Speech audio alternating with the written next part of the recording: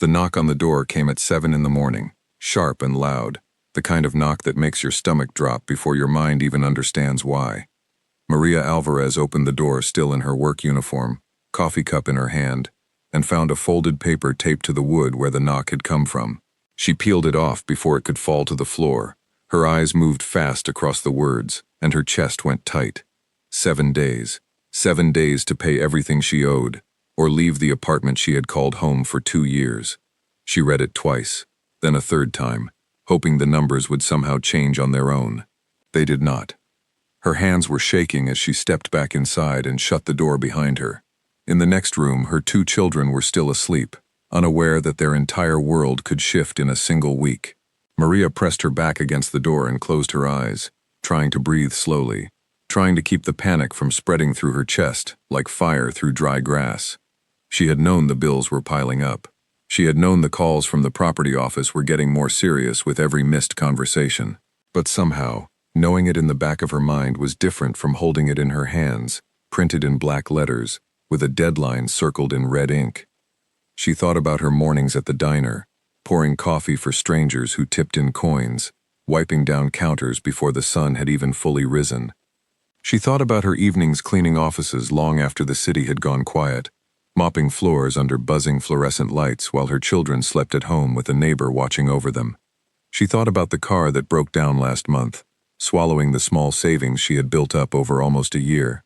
She thought about her son's fever 2 weeks earlier, the medicine that cost more than she expected, the shifts she missed because she could not leave him alone while he burned with heat and cried for her in the middle of the night. Every choice had seemed necessary at the time. Fixing the car meant she could still get to work. Buying the medicine meant her son would get better. Staying home with him meant he was not alone during the worst of it. Now those choices had added up into a number she could not pay in 7 days, and no amount of explaining the reasons behind each decision would change the deadline sitting on her kitchen table. She walked into the kitchen and sat down, the eviction notice in front of her like a countdown clock ticking louder with every second. Her phone buzzed against the table. It was a message from her manager at the diner, asking if she could pick up an extra shift that weekend. She stared at it for a long moment, her thumb hovering over the screen. An extra shift would help. It might cover a small piece of what she owed, but it would not be enough, not close to enough, not unless something changed fast and changed completely. Her daughter, 7 years old with sleep still heavy in her eyes, walked into the kitchen rubbing her face and asking if breakfast was ready yet. Maria folded the paper quickly and slid it beneath a magazine on the counter, forcing a smile onto her face, before her daughter could notice anything wrong. She could not let her children see the fear sitting in her chest like a stone. She poured cereal into 2 bowls, packed their small bags for school, checked that her son's shoes were tied properly, and waved goodbye at the door with a smile that felt like it belonged to someone else entirely, someone calmer, someone who had everything under control. The moment the door closed behind them, the smile fell away completely. Maria sat back down at the table and let herself feel it, just for 1 full minute, the entire weight of what was happening, before forcing herself to think instead of simply feeling. She thought about calling her older sister, but her sister had her own struggles, 2 children of her own to feed, and a husband whose hours at the factory had recently been cut. She thought about a payday loan, one of those quick cash offices 2 blocks from the diner, but she had seen what those loans did to people in her building, trapping them in a cycle of debt that only grew heavier every month until it swallowed them whole. She thought about asking her boss at the diner for an advance on her pay, but she already owed him for the previous month, and asking again felt like pushing a kindness past its limit. There was one person left to talk to, and it was the one person she had been avoiding for weeks. Eleanor Whitman, the owner of the building, the woman whose name was signed at the bottom of every notice, every warning letter, every voicemail message Maria had let ring through, because she did not know what to say when she finally picked up the phone. Maria had always paid on time before these last few months. She had always been the quiet, reliable tenant who greeted neighbors politely and never caused a single problem. Now she was the one falling behind, and she did not know how to face the woman who held her family's future in her hands. She stood in front of the small mirror hanging in the hallway and looked at herself honestly, tired eyes rimmed with faint shadows, tired shoulders that carried more than they should for someone her age, a body that had been running on very little sleep for months, while her mind carried worries no amount of rest could fully erase. She thought about her children sleeping down the hall each night, trusting her completely, and the life she wanted to give them, the promises she had made to herself when she left an unhappy situation years earlier, promises that she would build something stable and safe, no matter what it took to get there. Running from Eleanor would not help. Hiding had already cost her weeks she could have used explaining the situation, asking for time, finding a solution together, instead of carrying the fear entirely alone. She grabbed her jacket from the hook by the door, checked the time on the clock above the stove, and walked out of her apartment before she could talk herself out of it, before the fear had a chance to convince her to wait one more day, then another, until the 7 days disappeared completely, without her ever having tried. The hallway felt longer than usual as she walked its familiar length. Every door she passed belonged to a neighbor who had no idea what was happening behind her own closed door just a floor above. She passed the Nguyen family's apartment, where the smell of breakfast cooking drifted faintly into the hallway. She passed old Mr. Castillo's door, where a small potted plant always sat outside, carefully watered every morning without fail. Ordinary life continued around her, unaware of the crisis unfolding just steps away. She reached the small office near the building's entrance where Eleanor kept her desk, her paperwork, and an old radio that played soft music throughout the day. Through the glass door, Maria could see her clearly, an older woman with silver hair pulled back neatly into a low bun, reading glasses resting on the edge of her nose, reviewing paperwork with the kind of quiet focus that came only from decades of practice and patience. Maria raised her hand and knocked twice against the doorframe, her knuckles trembling slightly despite her best effort to appear composed. Eleanor looked up from her papers, and for a moment neither of them said anything at all. Maria braced herself for anger, for a cold voice explaining that the decision had already been made and there was nothing left to discuss. Instead, Eleanor's expression softened in a way Maria had not expected, almost as if she had been waiting for this exact knock for longer than Maria realized. "Come in," Eleanor said, setting her glasses down carefully on the desk in front of her. Maria stepped inside, her heart pounding so hard she was certain Eleanor could hear it echoing through the small office. She held the folded eviction notice tightly in her hand, though there was no real need to show it. Both women already knew exactly what it said, down to the very last word. "I know I'm behind," Maria said quickly, the words tumbling out before she could lose her nerve completely. "I know I should have called you back sooner, instead of letting your messages go unanswered. I don't have the money right now, and I don't know exactly when I will, but I promise you I wasn't trying to avoid this conversation forever. I just didn't know what to say when I still didn't have an answer worth giving you." Eleanor studied her for a long, quiet moment, her expression difficult to read. Maria braced herself for the answer she feared most, the one that would end everything she had built here over the past 2 years. "Sit down," Eleanor said instead, gesturing toward the worn chair across from her desk. "Let's talk properly. Not about the notice sitting in your hand. About you." Maria blinked in confusion but sat down anyway, her hands folding tightly together in her lap. She had walked in expecting a final decision, a firm date, perhaps even a locksmith already scheduled for the following week. She had not expected to simply be asked to talk, to be seen as something more than a name attached to unpaid rent, and somewhere beneath the fear still gripping her chest, a small, cautious part of her began to wonder whether 7 days might not be the ending she had assumed it would be.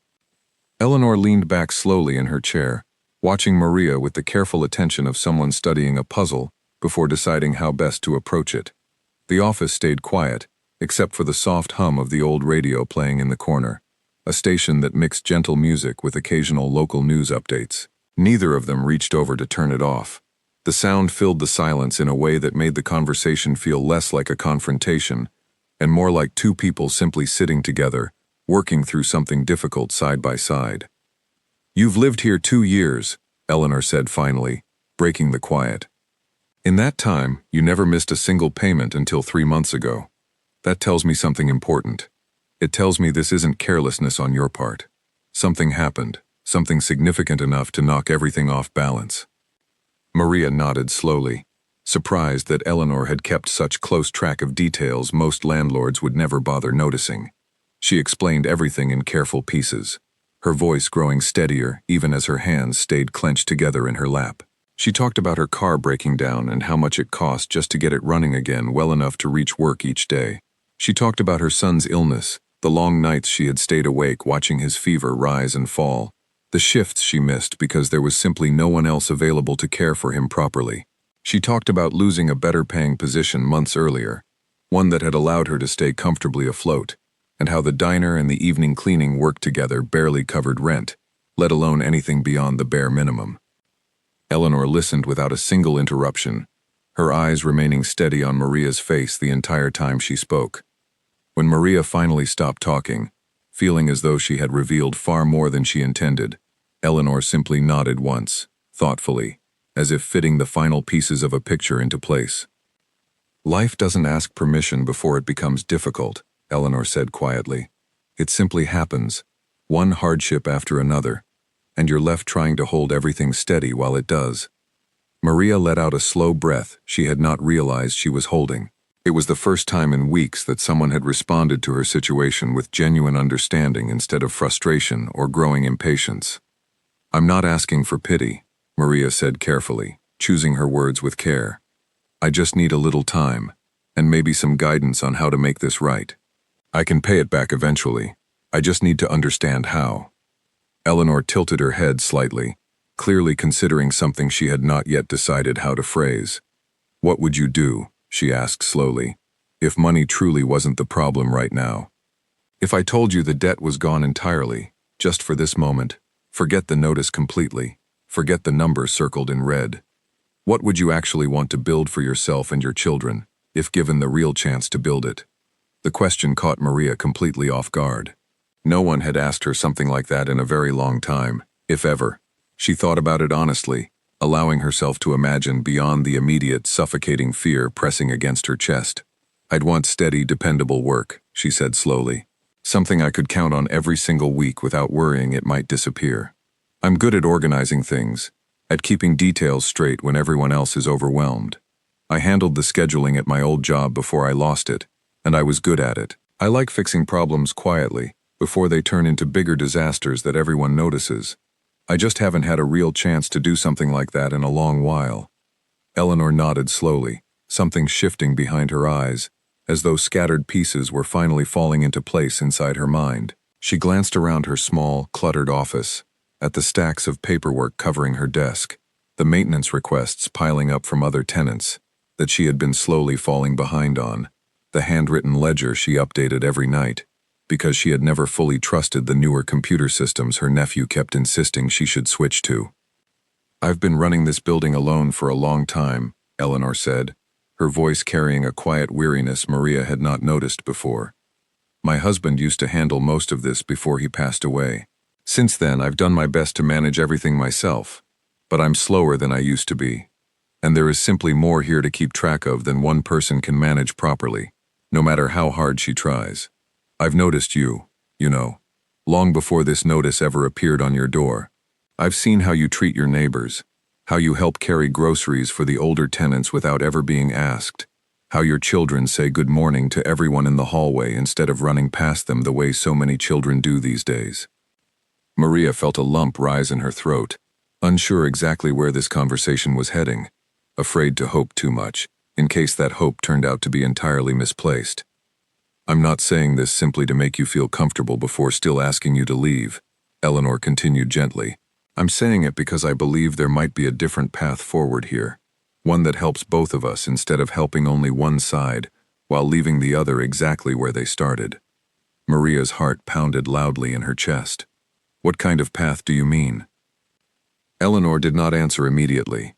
Instead, she stood up slowly, walked to the window behind her desk, and looked out at the building's small courtyard, where a broken bench had been sitting unrepaired for months, and a flickering light near the entrance had not been replaced in weeks, despite several complaints.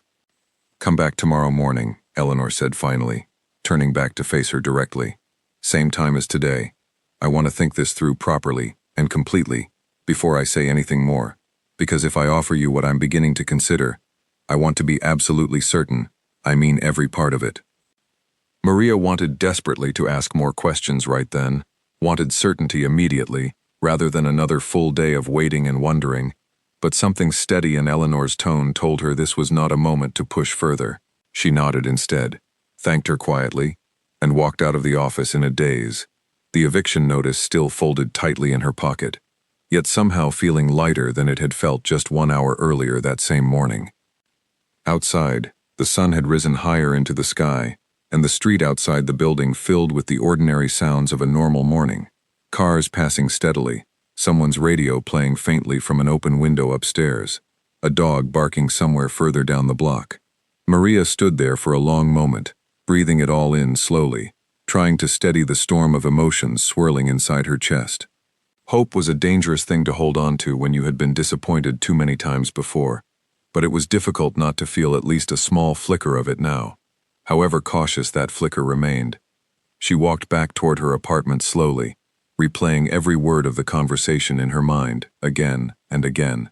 Eleanor had not promised anything specific or concrete, yet something about the way she had spoken, the particular questions she had chosen to ask, made Maria feel as though she had truly been seen for the first time in a very long while, not simply as a tenant behind on her rent, but as a whole person with real skills, genuine effort, and worth that extended far beyond whatever sat in her bank account at any given moment.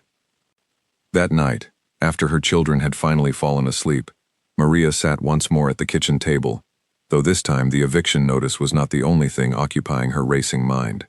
She thought about Eleanor's careful words, about the ledger and the endless paperwork, about a woman running an entire building alone while growing older with each passing year. She thought about her own skills, the ones she had used so effectively at her old job, organizing schedules, solving small problems quietly before they became large and unmanageable, keeping everything running smoothly behind the scenes without ever needing recognition for it.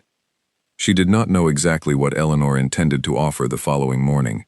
She only knew that for the first time since that sharp knock on her door earlier that same day, she felt something other than pure fear settling in her chest. She felt the smallest, most fragile thread of real possibility, and she held onto it as carefully as she could, as she finally allowed herself to close her eyes and sleep. The next morning, Maria arrived at Eleanor's office a full 10 minutes early, unable to wait any longer at home, with her nerves stretched so thin they nearly hummed.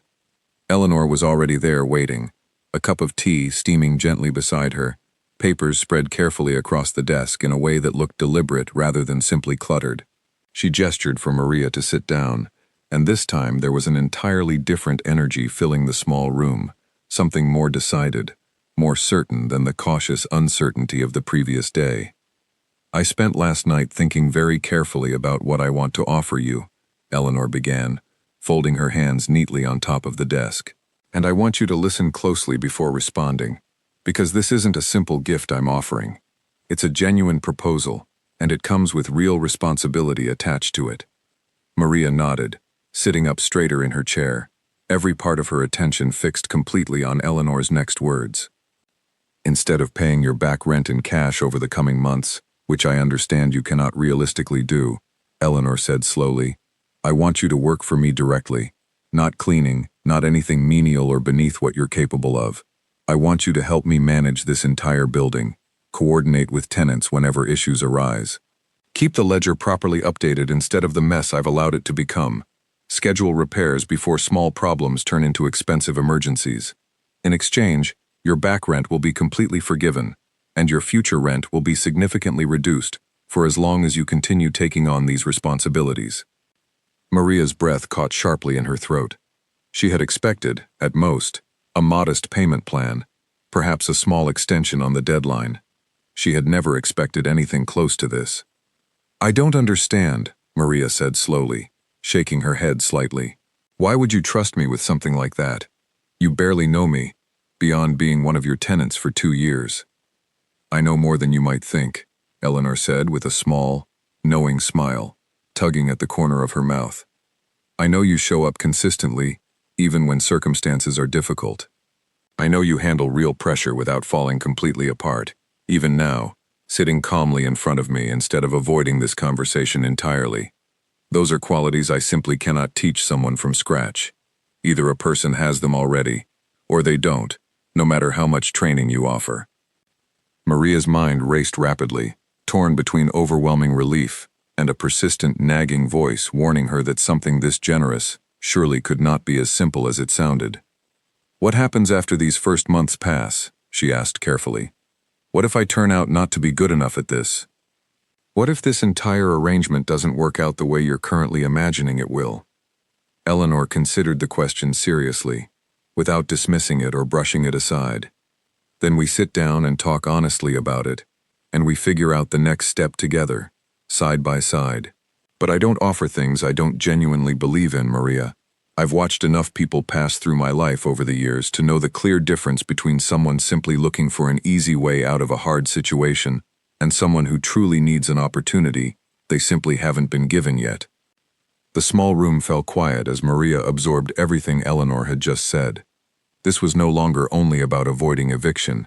This was an entirely different door swinging open, one she had not even known existed until this very moment, sitting across from a woman she had spent weeks avoiding out of fear and shame. "I need to say yes," Maria said finally, her voice steadier than she expected it to sound. "Not because I'm desperate, though I certainly am that too, but because I genuinely know I can do this well. I know I won't let you down." Eleanor nodded, reaching beneath the stack of papers on her desk to pull out a simple written agreement, one she had clearly prepared carefully the night before. "Then let's make this official," she said, sliding the paper gently across the table toward her.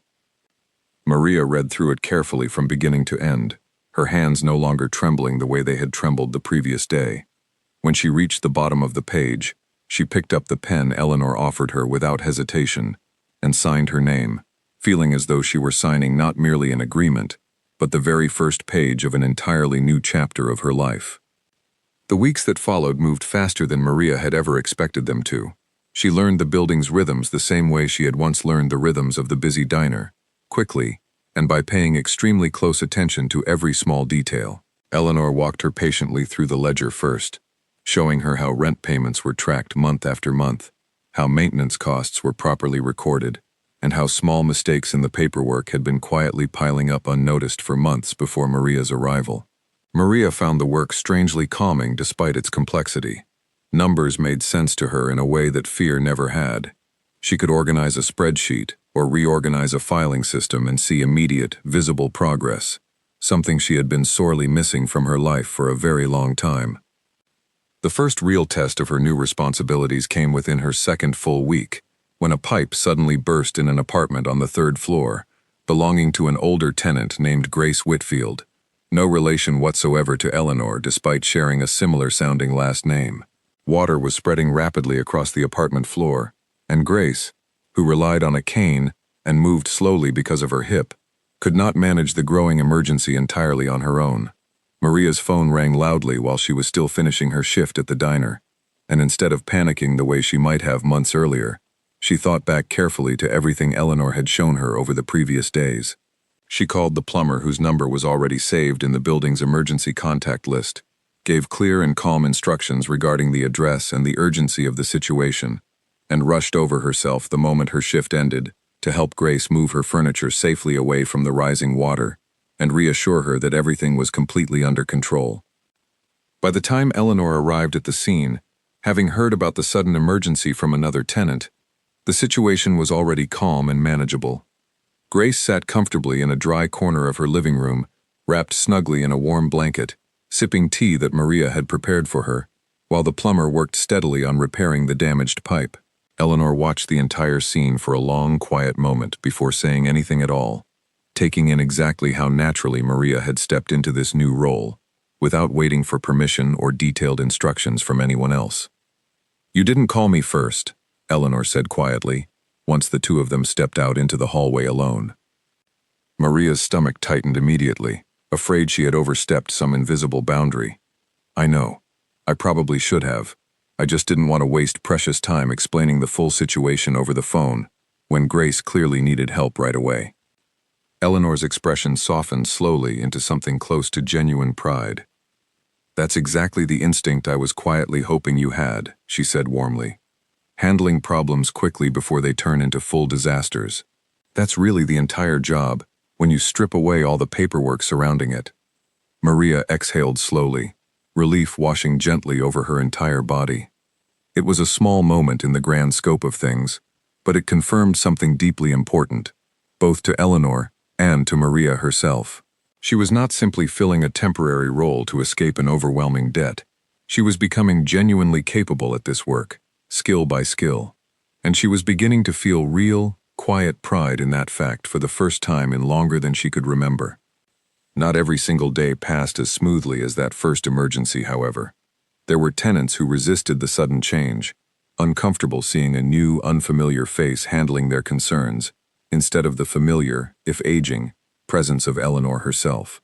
One man living on the second floor, an accountant named Peter Langley, proved particularly skeptical, questioning Maria's authority every single time she brought up a scheduling issue or a maintenance request, almost as though testing whether she truly had Eleanor's full backing or was simply a tenant temporarily playing an unearned part. Maria handled his skepticism patiently at first, answering his pointed questions honestly, showing him the exact same ledger entries Eleanor had shown her, proving clearly that everything she did remained fully documented and properly approved. Slowly, over the following weeks, his initial skepticism faded gradually into something closer to genuine respect, especially after Maria managed to schedule a repair for his leaking kitchen faucet faster than any similar request had been handled in the entire building in recent memory. At home, the changes taking place in Maria's life proved just as significant as the changes happening within the building itself. With her back rent completely forgiven and her current rent substantially reduced, she was finally able to drop one of her 2 exhausting side jobs, freeing up entire evenings she used to spend cleaning empty office buildings alone. Instead, she spent that newly found time with her children, helping patiently with homework assignments, cooking dinner slowly without constantly rushing between tasks, sitting comfortably on the couch for an extra half hour before bedtime, instead of collapsing immediately from exhaustion the moment they finally fell asleep. Her daughter noticed the difference first, commenting one quiet evening that her mother seemed noticeably less tired lately, smiling more easily, and more often than she had in many, many months. Eleanor, meanwhile, began treating Maria less like a simple employee and increasingly more like a genuine partner in managing the entire building, sharing quiet stories from her own long life during peaceful afternoons spent together in the small office. She spoke fondly about her late husband, a man who had built much of the building's early structure with his own 2 hands decades earlier, and how she had struggled enormously after his passing to keep everything running the exact way he once had, day after day, without his steady presence beside her.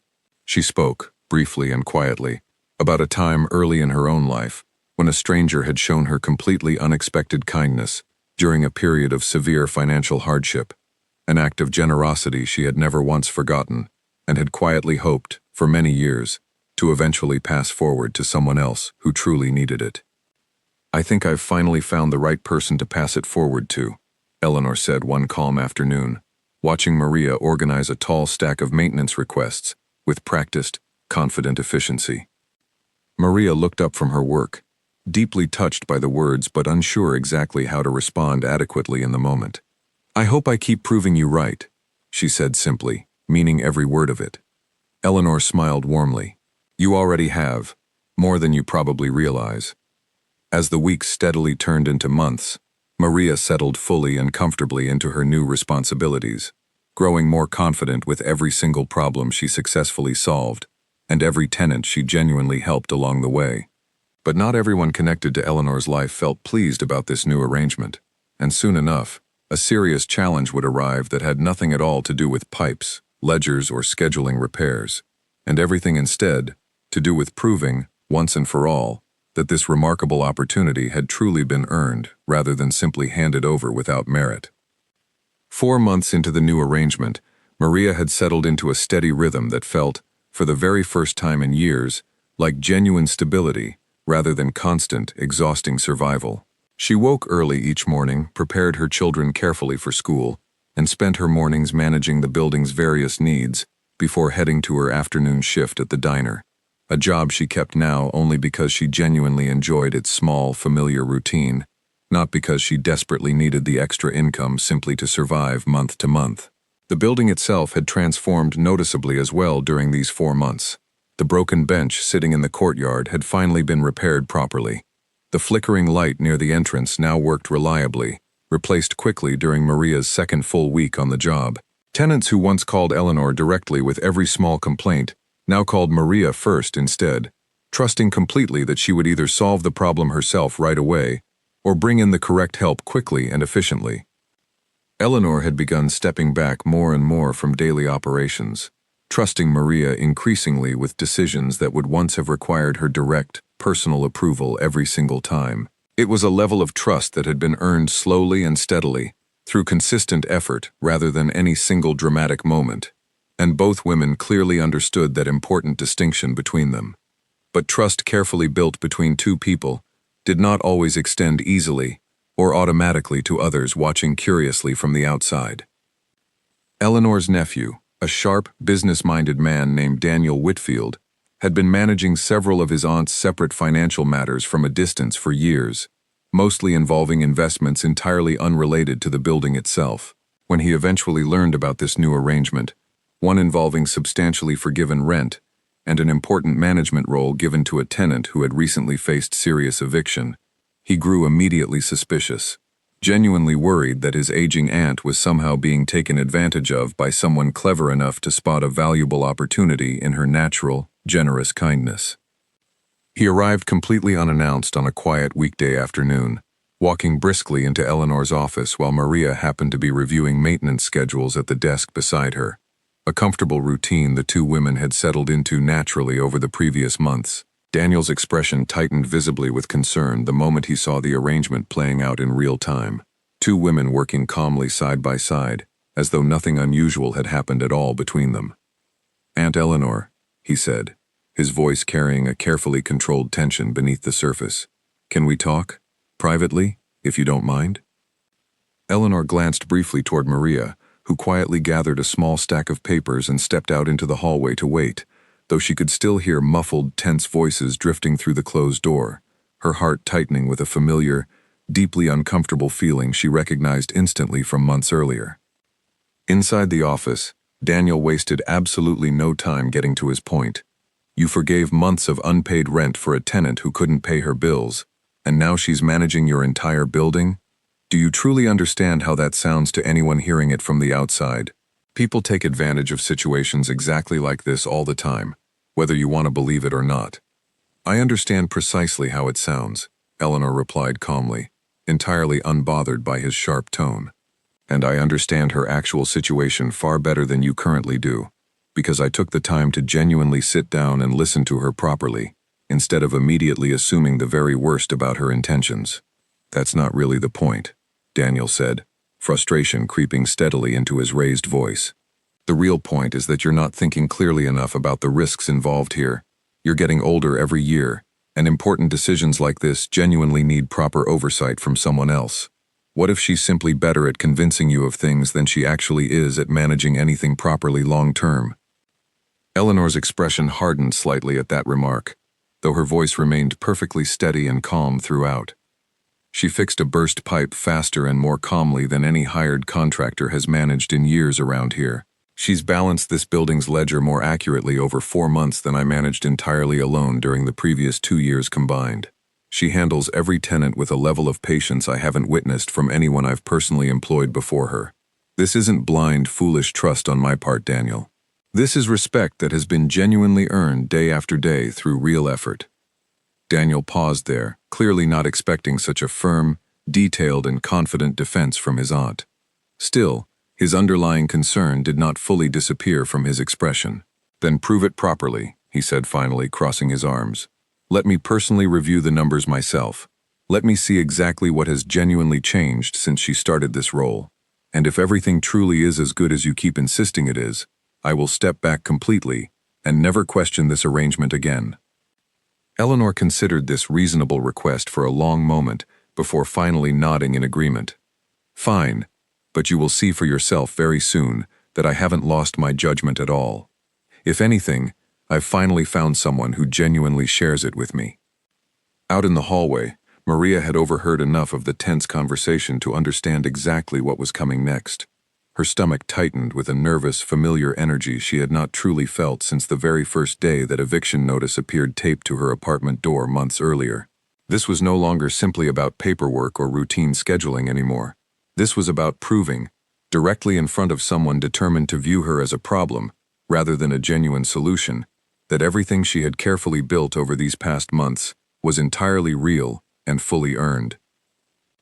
That evening, Maria stayed up long after her children had finally fallen asleep, carefully going through every single ledger entry, every maintenance record, every visible improvement made to the building since she had first taken on her new role months earlier. She organized everything with meticulous clarity, preparing herself to answer any difficult question Daniel might throw at her the following day, refusing to let nervousness weaken the hard-earned confidence she had steadily built through months of genuine, consistent effort. The next morning, Daniel arrived precisely on time, a thick folder of his own paperwork tucked firmly under his arm, clearly prepared for a thorough and unforgiving review. Eleanor sat quietly to the side of the room, deliberately allowing Maria to lead the entire conversation herself, rather than stepping in immediately to defend her at every single turn, trusting completely that the genuine work itself would speak far louder than any words possibly could. Maria walked Daniel through everything methodically and calmly, showing him the reduced maintenance costs resulting directly from faster repair scheduling, the noticeably improved tenant retention now that complaints were handled quickly rather than left ignored for weeks, the clear, carefully organized records that had fully replaced the scattered handwritten notes Eleanor had kept alone for so many years. She answered every single skeptical question he raised, directly and without defensiveness, backing up each individual answer with clear, verifiable evidence, rather than simply asking to be believed on faith alone. Daniel listened carefully throughout, flipping steadily through the detailed records Maria provided him, cross-checking specific dates and numbers against his own prior assumptions. Slowly, the visible tension in his posture began to gradually ease, replaced bit by bit with something closer to reluctant, genuine respect for what he was seeing, laid out clearly in front of him. "This is far more thorough than I honestly expected," he admitted finally, closing the folder in his hands with a quiet sigh. "I didn't do any of this specifically for you," Maria said honestly, though not unkindly in her tone. "I did it because your aunt gave me a genuine chance that most people in her position simply wouldn't have offered, and I wasn't about to waste something that valuable." Daniel looked slowly between Maria and his aunt, something shifting visibly in his expression, the earlier suspicion gradually replaced by a quiet, growing understanding. "I still think you should have told me about all this sooner," he said to Eleanor, "but I can clearly see now exactly why you made the choice that you did." Eleanor smiled warmly, a small, deeply satisfied smile carrying the full weight of months spent in quiet confidence, finally being confirmed directly in front of someone who had openly doubted her judgment. "I told you," she said simply. "This was never charity. It was always an investment, and it's already paying off far better than I even hoped it would."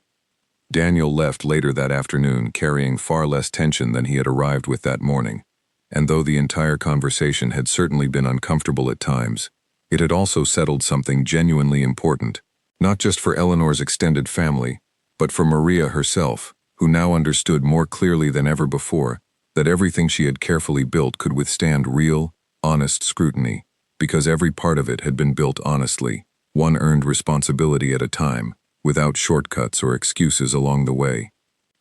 That night, walking home from the building for what felt like the first time without the heavy weight of doubt sitting uncomfortably in her chest, Maria allowed herself to feel something she had not fully permitted herself to feel in months, a quiet, steady sense of pride in exactly how far she had genuinely come since that terrifying morning when the eviction notice first appeared taped to her apartment door. The formal meeting eventually took place on a bright, clear afternoon, almost exactly 6 months to the day since Maria had first knocked nervously on Eleanor's office door, with a folded eviction notice trembling visibly in her hand. So much had changed since that frightening morning that it felt, at certain quiet moments, like remembering an entirely different life altogether, one that belonged to someone standing right on the edge of losing absolutely everything, rather than someone now fully trusted with an entire building's daily operations and countless important decisions. Eleanor had called Maria into the office that particular morning with a tone suggesting something important was about to happen, though she did not explain exactly what, until Daniel arrived shortly afterward, carrying a simple folder of paperwork he had carefully prepared himself this time. Paperwork meant to formally support Maria's role, rather than challenge it as he once had. After reviewing absolutely everything properly, Daniel said, setting the folder down gently on the desk between them, I fully agree with my aunt. What you've genuinely built here over these past 6 months deserves to become permanent, not simply remain an informal arrangement built loosely on trust between only the two of you. Eleanor slid the folder carefully toward Maria, and inside, Maria found an official written contract, one formally naming her as the building's genuine property manager, complete with a real, guaranteed salary, and a specific clause allowing her to remain in her current apartment entirely rent-free as part of her ongoing compensation package. Maria read through every single line slowly and carefully, her hands remaining perfectly steady this time, nothing at all like the uncontrollable trembling grip she had held around that original eviction notice all those difficult months earlier. You don't have to decide anything today, Eleanor said gently, watching Maria's expression carefully for any sign of hesitation. Take whatever time you might need if you need it. But Maria did not need any additional time at all. Everything about the past 6 months had led her directly to this exact moment. Every burst pipe handled quickly and calmly. Every ledger entry organized with careful precision. Every difficult tenant conversation navigated with genuine patience. She had built entirely through real effort rather than simple desperation. She picked up the pen without a single moment of hesitation and signed her name for the second time in that same small office, though this particular signature felt entirely different from the very first one, not born from fear of losing everything important to her, but from genuine confidence in everything she had honestly earned along the way. Later that same evening, Maria sat together with her children at their small kitchen table, the framed eviction notice resting quietly on the counter nearby, something she had deliberately decided to keep, not as a painful reminder of hardship, but as clear proof of exactly how far genuine determination and one unexpected chance could carry a person who remained willing to work honestly for it. Her children asked curious questions about the framed paper, wondering aloud why their mother would ever want to keep something that had once caused her so much visible worry and quiet fear. Because it reminds me, Maria told them simply and warmly, that even the scariest moments in life can eventually turn into something genuinely good, if you're brave enough to keep going forward and honest enough to ask for real help whenever you truly need it. The following weekend, Eleanor invited Maria to sit together with her on the front steps of the building, the very same steps Maria had once walked past every single day carrying the quiet, heavy weight of fear and deep uncertainty, unsure whether she would even have a home left to return to within that terrifying week. Now, the two women sat together comfortably instead, sharing warm coffee in the late morning sunshine, watching various tenants come and go through a courtyard that no longer contained a single broken bench, past an entrance light that no longer flickered unreliably, inside a building that now ran more smoothly than it genuinely had in many, many years. I never once expected any of this, Maria admitted quietly, watching a small group of children playing happily near the courtyard's edge. Not the initial offer, not the growing responsibility, not any single part of it. Neither did I, truthfully, Eleanor replied honestly, taking a slow sip of her coffee. But sometimes the very people we least expect to change our lives turn out to be exactly the ones we needed all along, waiting quietly for the right moment to appear. Maria smiled warmly, thinking back clearly to that terrifying morning 6 months earlier, the sharp knock on her door, the folded notice, the 7 days that had once felt like the absolute end of everything she had worked so hard to build for her children. Instead, those 7 days had become the genuine beginning of something entirely new, not because someone had simply handed her an easy solution without effort, but because one honest conversation, one unexpected offer, and one fully determined effort to prove herself completely had rewritten a story that once seemed destined to end quietly in loss and heartbreak. The two women sat together a while longer in comfortable silence, their coffee slowly cooling in their hands, the quiet, steady rhythm of the building continuing gently all around them, a rhythm Maria now helped carefully protect every single day, no longer as a frightened tenant fearing her very next notice, but as someone who had finally, fully, and completely rebuilt her own place firmly in the world around her.